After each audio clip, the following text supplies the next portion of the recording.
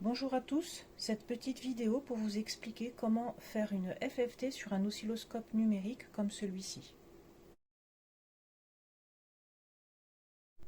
Actuellement sur la voie 1, j'ai injecté un signal créneau de fréquence 10 kHz et d'amplitude pic à pic 10 volts. Le but est de faire la FFT de ce signal. Pour afficher la FFT, il suffit d'utiliser le mode mat ici qui est dans cette région-là de la façade.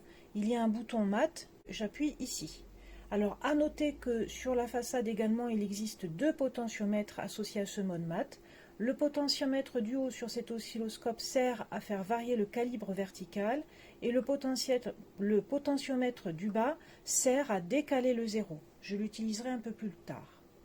Donc après avoir appuyé sur le mode mat, on voit apparaître ici un menu il s'agit dans un premier temps de choisir l'opération, à savoir la FFT. Une fois l'opération validée, on va regarder sur le menu mat et on vérifie bien que le calcul se fait sur la source 1, ici la voie 1, puisque c'est sur cette voie que j'ai injecté le signal à étudier, et apparaît immédiatement la FFT calculée par l'oscilloscope, ici en violet. Prenons le temps d'étudier un instant le menu du mode mat qui est apparu. Donc nous avons déjà utilisé l'opération ici et nous avons déjà évoqué le choix de la source.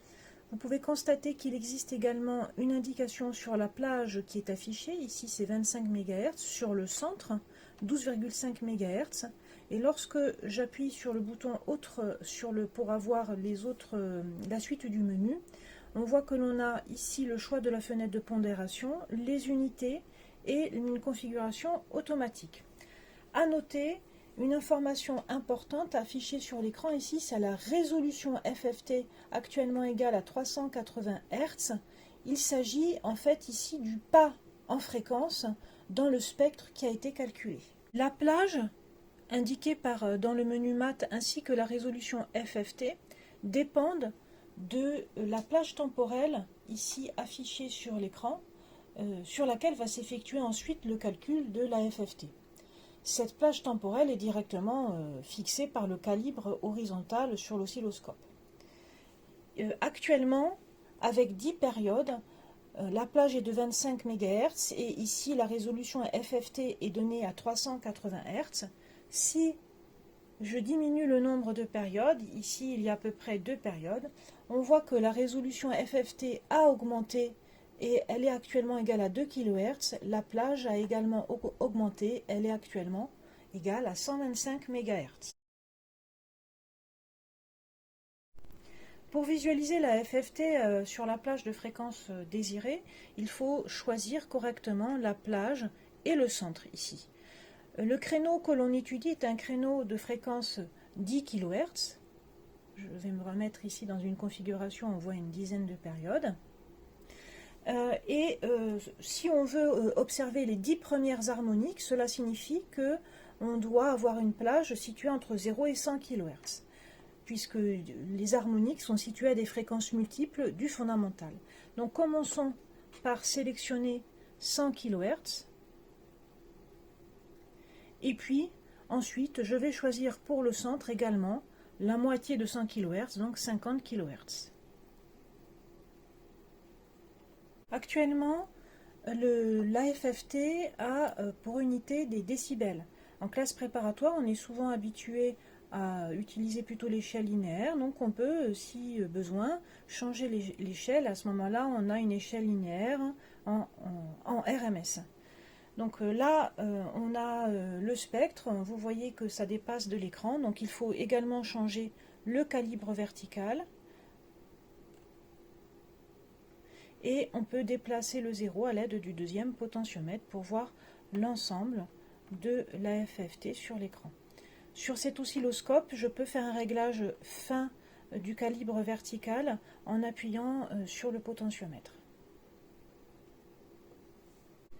On visualise ici le spectre avec le fondamental, la troisième harmonique, la cinquième, la septième et la neuvième harmonique. Nous avons vu que la résolution de la FFT dépend de la largeur de la fenêtre temporelle. Cette résolution ou encore le pas en fréquence ici affiché sur l'écran est égale à l'inverse de la largeur temporelle de l'acquisition.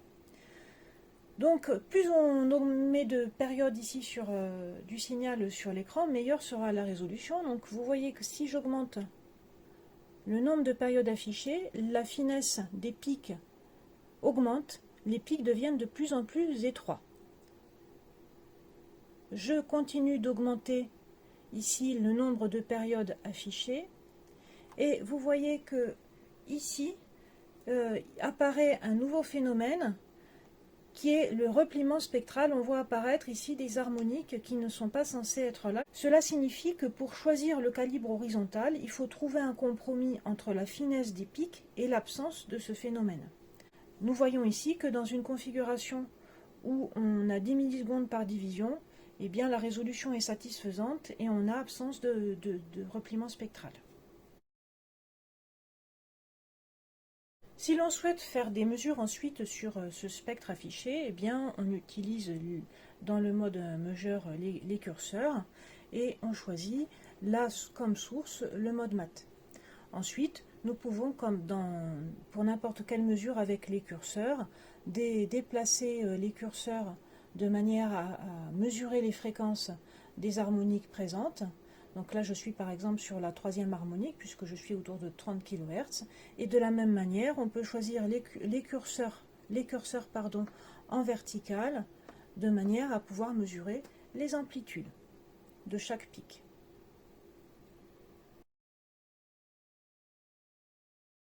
Dernier paramètre que l'on peut modifier dans le mode mat, c'est la fenêtre de pondération. Actuellement, la fenêtre est Hanning. L'oscilloscope propose 4 fenêtres possibles: Hanning, Samplat, rectangulaire ou Blackman-Harris. Le choix de la fenêtre de pondération va avoir un effet sur la forme des différents pics. Par défaut, l'oscilloscope choisi est sur la fenêtre Hanning. Cette fenêtre est pratique pour faire des mesures précises en fréquence ou pour séparer deux fréquences voisines. La fenêtre Samplat va être plus utile pour faire des mesures précises en amplitude. Choisissant la plage égale à 1 kHz et le centre de 10 kHz, on visualise ici le fondamental du créneau à 10 kHz. Regardons l'influence de la fenêtre de pondération. Actuellement, la fenêtre est Hanning. Si je choisis Samplat, l'allure du pic change avec la fenêtre rectangulaire et la fenêtre Blackman-Harris. Voilà, je vous remercie pour votre écoute et j'espère que ce petit tuto va vous aider pour réaliser des FFT sur oscilloscope.